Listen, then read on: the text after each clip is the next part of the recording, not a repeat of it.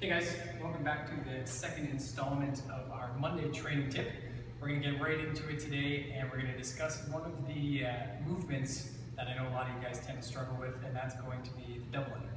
So I've got Terry here, he's going to be my demo man, and I'm going to break down a few of the common mistakes that are made. I'm going to get Terry to demonstrate what that's going to look like, and then we're going to go through a couple of the fixes that you can do to help clean that up. So the first thing we're going to get into is going to be the mistakes that are made with the jump itself. So there's typically two common errors that we see when you're jumping in the double under, and that's going to be excessively pulling your knees up to your chest, or butt kicking or donkey kicking, where you're kicking your heels backwards. So if you're doing your double unders, and I'll get Terry to show you in a minute, if that looks familiar to you, it's going to get really hard to keep a rhythm because your feet are going to be slamming into the floor, and it gets hard to do that repetitively before the rope is just going to hit your feet. So Terry, if you want to demonstrate, we're going to go through what it's going to look like when the knees are pulling excessively too high up to your chest. So as you can see, it's pretty challenging to keep that tempo. That's good. As you can see by tripping up right away, it's pretty hard to keep that tempo, and you're actually going to waste a lot of energy because it's really hard to breathe when you're pulling the knees up really high.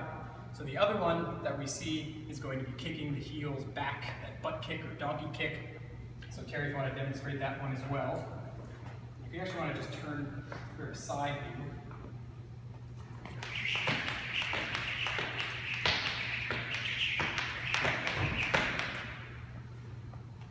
So if either of those look familiar to you and you're struggling to get the timing of your double unders, your feet are slamming into the floor and it's going to be really hard to maintain that rhythm. So what we want to be thinking about when we're doing the double under is actually just rebounding off of the ball of your foot, similar to what you would see just in a standard single under. So your legs are going to remain relatively straight and you're just going to bounce off the ball of your foot enough so that the rope can move under your feet, but that's going to allow you to keep that tempo and rhythm long term. So I'm going to have Terry demonstrate what that's going to look like by just bouncing off the balls of your feet.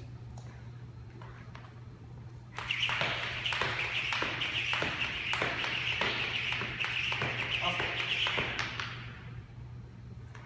So one way that you can practice that is just by doing a regular single under. Go through a single under and then try to incorporate one double under, go back into your singles, and then you'll get a feel for that movement off the ball of your foot, and you'll be able to tell right away if you try to go into your double and you start kicking your feet up, then you've lost that rhythm.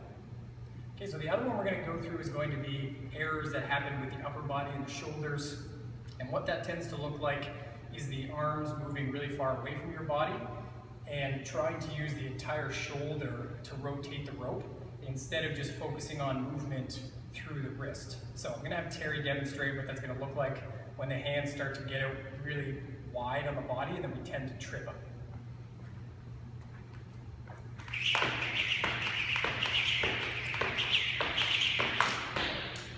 So you can see there again, tripping up.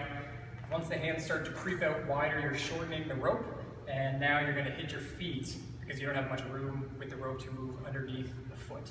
So a good drill you can actually do to work on, if that looks familiar to you, is take a band. So Terry, if you want to grab the band, you can fold the band in half and slide it just above your elbow. And what that's going to do is it's going to force you to keep your elbows tucked into your sides and just focus on that movement through the wrist. So I'm going to have Terry demonstrate what that'll look like.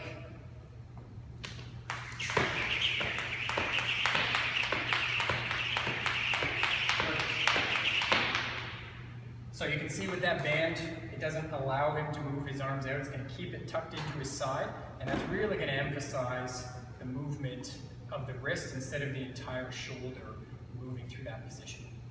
So those are the main two things we're going to go through. Last thing I just want to touch on is going to be the tempo and the timing. A lot of times when we try to learn double unders, we want to go really fast, but you can actually do a double under, as strange as it sounds, slow at first to get the timing down, and then slowly you can increase that pace as you start to get more familiar with the movement. So I'm going to have Terry demonstrate. If you're trying to do your double unders excessively quick, it can be challenging to maintain that tempo. Everything tends to get rigid, and then the breathing gets challenging as well.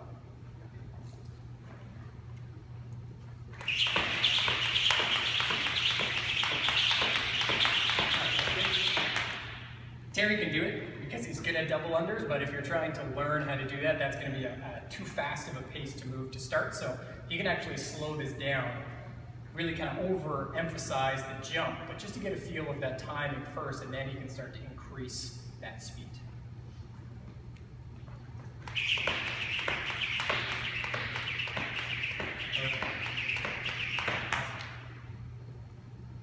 Okay guys, so that's the tip for today. Hopefully that helps you out with your double unders, and we'll see you guys in a couple weeks.